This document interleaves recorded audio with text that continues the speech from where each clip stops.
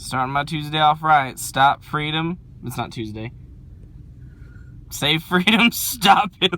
Get on your feet. Get up and make it happen. Get on your feet.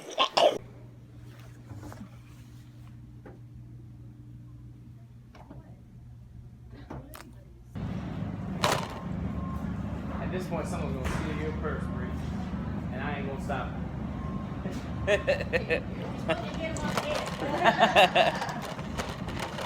I want death. Do you need the couscous? I ain't need a couscous, I need a jasmine. I think you could substitute couscous for Jasmine Ross. I don't want Do you remember the couscous character on- Couscous from fucking Powerpuff Girls? Great character. Attention shoppers, I am having my first pleasant experience at Aldi. Surprise, surprise. Empty, empty, full spot. But everything else was good. No. Everything else was good. No one was blocking the goddamn tortillas.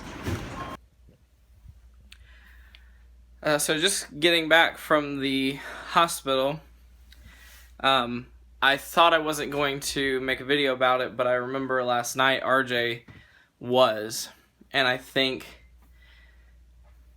it would be beneficial for me in the future to be able to look back on this video and remember what was happening at this point in my life. And so, as the 3 people who watch this know, RJ has been struggling with depression, and last night tried to kill himself. He says maybe it wasn't that, but it was. And so Bree and I and his dad basically forced him to go to the hospital and check himself into mental health, essentially.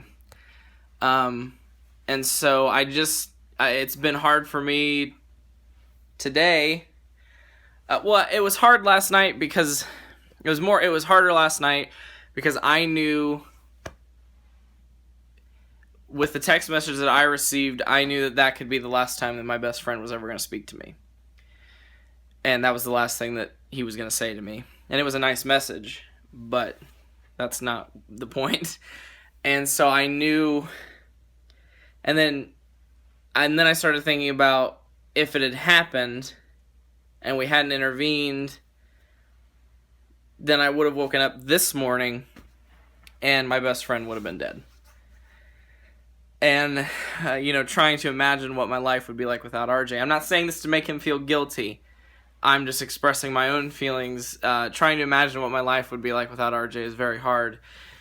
Even though I've already experienced that when I stole from him, I don't know what it would be. I don't know what my life would look like without my best friend. And so, RJ, I know you can't see this right now, but when you get out and inevitably watch this video, I want you to know I'm sorry that we had to do that, but I know that you know it was the right thing to do, and I'm sure by the time you see this, you're not angry about it anymore, but I want you to know right now I am sorry, and if there was any other way that it could have happened, and I still could have saved your life, and I still could have gotten you the help that you needed, I would have done that, but I care about you too much. I fucking love you. You're my best goddamn friend in the whole wide world. And so I would have hated myself if I hadn't done this. And I hope you know that. So I look forward to when you get back and then we go to New York City and I'm thinking about you and wishing you all the best. I hope you feel better soon, boy. Let's continue my Tuesday. Monday! It's not fucking Tuesday! I have never felt so bad in my life. I took a nap and I obviously put my phone on silent because I was like, I want to go to fucking sleep and I do not want to be disturbed. And when you know it, RJ calls me 4 times from the atrium in Middletown and I did not answer. Luckily, Bree also missed his call, but she got through to him and all he wanted was his dad's phone number so he could request some clothes and stuff. But fuck, I'm like laying here and I'm like, call me, beat me anytime you want to reach me is what I say to him. And then he calls and I'm fucking asleep. I'm the worst.